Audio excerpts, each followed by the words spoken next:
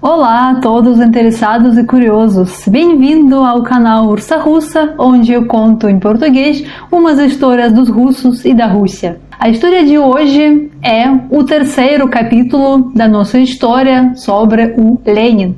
Depois da proclamação da Revolução, nos dias seguintes, o Lenin precisava começar a cumprir todas as suas promessas. Em 26 de outubro, o Lenin emitiu e assinou seus decretos. O primeiro decreto foi o Decreto de Paz, que significa paz imediata, sem anexações e contribuições, sem a tomada de territórios estrangeiros e sem a cobrança violenta de indenizações materiais dos derrotados. A Rússia não vai mais continuar a guerra. Ela saiu da batalha imediatamente. Futuramente foi assinado o Tratado de Paz. Após a saída da guerra, a Rússia infelizmente perdeu uma parte significativa dos seus territórios, incluindo Polônia, Finlândia e os países bálticos. O segundo decreto do Lenin é o Decreto sobre a Terra, que proclama a liquidação das terras dos latifundários e nacionalização dessas terras. A propriedade privada era proibida e o uso da terra deveria ser comum e igualmente dividido entre os trabalhadores. O terceiro decreto falava sobre a criação do governo soviético, sobre o poder. O governo foi formado e foi chamado Soviete de Comissários de Povo, liderado por Lenin. O ano 1918 ficou muito cheio com os acontecimentos. O Lenin assinava uns outros decretos. Um dos decretos foi sobre a criação do Exército Vermelho. E o Lenin também preparou a Declaração dos Direitos do Povo Trabalhador, que se tornou a base da primeira Constituição Soviética. Mais um decreto do Lenin foi sobre a separação da Igreja do Estado e da escola. Este decreto declarava que todos os bens da Igreja e das sociedades religiosas existentes na Rússia na época passavam a ser propriedade pública, e o Lenin estabeleceu que todo cidadão pode professar qualquer religião ou professar nenhuma. Esse decreto estabeleceu as bases para o desenvolvimento da propaganda e de educação ateísta no país. Também nesse mesmo ano, o governo soviético se mudou para o Moscou, e o Moscou se tornou a capital do futuro país, da União Soviética. Durante esse período, na Rússia foi iniciada uma guerra civil, na qual o povo se dividiu entre vermelhos e brancos. Os vermelhos foram o Exército Vermelho, mantido pelos trabalhadores e camponeses, criados pelos bolcheviques, e esses vermelhos apoiavam o Lenin e o Partido Bolcheviques. Os brancos foram opositores do novo governo. Os brancos não reconheciam o poder soviético. O centro do exército branco foi mantido entre os generais e entre os representantes do antigo exército imperial. No mesmo ano, houve mais uma coisa. Aconteceu um atentado contra o Lenin. Uma anarquista chamada Fanny Kaplan atirou no Lenin e gravemente feriu o líder. Posteriormente, isso vai provocar uma doença do Lenin. A Fanny Kaplan disse que ela queria matar o Lenin porque ele foi um traidor da revolução e que o líder dos bolcheviques eliminava a fé no socialismo. A Fanny Kaplan foi baleada brevemente e pelo Lenin foi iniciado um terror vermelho. O terror vermelho trata-se de um conjunto de ações punitivas que foram aplicadas pelos bolcheviques durante a Guerra Civil. As punições foram aplicadas contra as pessoas acusadas de atividades contra-revolucionárias e foram chamados, por causa disso, de inimigos do povo soviético e inimigo da pátria. O terror vermelho principalmente foi contra a burguesia e contra os agentes da burguesia. Também foi contra os clérigos, contra ex-funcionários públicos e contra umas outras pessoas que não apoiavam o regime soviético. Normalmente, os inimigos do regime soviético foram fuzilados. Esse terror vermelho foi um período muito violento, muito sangrento, cheio de crueldade, cheio de repressões e de morte de diversas pessoas de ambos os lados, quanto dos brancos, tanto dos vermelhos. Como resultado da guerra civil, o poder soviético foi finalmente estabelecido. Alguns filósofos, escritores que discordavam do governo soviético, mas ao mesmo tempo não representavam ameaça nenhuma, essas pessoas foram expulsos do país e eles emigraram para o exterior.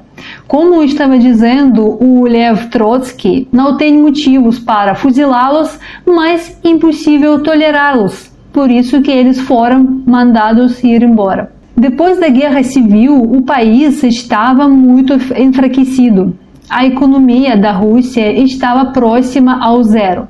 A fome, a violência e as devastações dominavam o país. Mas o Lenin não seria o Lenin se não tivesse resolvido esse problema também. Em 1921, o Lenin inicia uma nova política econômica, criando umas bases econômicas e sociais para a construção da prometida sociedade socialista. O Lenin fez uma reforma monetária, deu a ordem de eletrificar inteiramente o país, inclusive os povoados. Naquela época, o Lenin fazia questão para levar eletricidade a todas as aldeias pequenas. Ele achava que isso vai ser muito útil e prático para o crescimento do país. Também o Lenin permitiu o trabalho contratado e permitiu fazer a abertura dos pequenos negócios privados, restaurando parcialmente o direito à propriedade privada. Ele criou umas cooperações agrícolas, fez que as fábricas e as indústrias seguissem o rumo de desenvolvimento. Para cada uma pessoa, o Lenin tinha um lugar garantido de trabalho e agora tudo pertencia aos próprios trabalhadores e eles tinham os direitos iguais. O Lenin restaurou parcialmente as relações de comércio, mantendo o poder nas mãos dos bolcheviques. Claro que, de alguma forma, isso ia contra a própria ideologia comunista, porque as ideias foram baseadas na questão capitalista. Mas naquele período não tinha uma outra opção e no final das contas os bolcheviques precisavam modificar um pouco as suas ideias comunistas e socialistas para fazer bem para o próprio país. Então, a nova política econômica do Lenin manteve ideias comunistas e socialistas em si, mas ela foi alterada com alguma influência capitalista, ajudou aos bolcheviques manter o poder e levantar a Rússia da pobreza e tirar o povo russo da fome. E também, além do lado negativo, é preciso dizer sobre o lado positivo da política do Lenin. Claro que não podemos negar e descartar todo o terror vermelho, toda a violência e crueldade dos bolcheviques naquela época, mas não podemos também negar que o Lenin, junto com os bolcheviques, cumpriu todas as suas promessas que estavam repetindo desde o início da Revolução. Os bolcheviques caminharam consistentemente em direção do seu objetivo e implementaram em seus decretos tudo o que o Lenin havia dito ao povo durante o tempo todo. Ele manteve coerência e disciplina rigorosa em todos os seus passos e por isso que ele conseguiu alcançar os seus objetivos. Naquele período, ele entendia e ouvia claramente o que o povo russo queria. E o Lenin dava isso tudo para eles. Ficou claro que sem o terror vermelho não seria possível estabelecer a ordem e criar o sistema que o Lenin precisava, dessa sua política dura e rigorosa. E apesar de violência e de crueldade, o Lenin sempre governava o novo país de acordo com as ideias de socialismo e comunismo que ele mesmo relatava nos seus livros e nos seus textos. Para ele, a conquista da justiça social estava em destruição das relações, de um explorar o outro. A política do Lenin seguia um processo gradual de eliminação das diferenças de classes, que permitia que todos os trabalhadores tivessem a mesma parcela da riqueza pública e tivessem acesso aos bens públicos. O Lenin introduziu um novo sistema de remuneração dos trabalhadores, reduzindo desigualdade social, e ele conseguiu formar uma homogeneidade social. Naquela época, o salário de um especialista não podia ser maior em mais de 3 vezes do que o salário de um trabalhador não qualificado. Foi abolido também a discriminação contra as mulheres e o salário do trabalho feminino e masculino deveria ser igual. Na Rússia soviética, pela primeira vez no mundo, foi introduzida uma jornada de trabalho de 8 horas. Além disso, todos os trabalhadores, pela primeira vez na história na Rússia, recebiam o direito a férias garantidas pelo Estado e o direito a pensões de velhice. Para o Lenin, o elemento mais importante para superar a desigualdade social e para construir uma nova sociedade era o desenvolvimento da educação. O governo obrigatoriamente oferecia acesso à educação gratuita para todas as crianças, independentemente da sua origem e nação. Tudo isso o Lenin fez para aumento da produtividade do trabalho e que cada da população tivesse entendido que o objetivo principal do novo governo russo era a melhoria das condições de vida dos trabalhadores. Em maio de 1922, o Lenin adoeceu gravemente e sofreu o primeiro derrame. Provavelmente os motivos foram em desgaste do sistema nervoso, provocado pelo estresse e pelo excesso de trabalho, porque o Lenin trabalhava muito, igual um doido.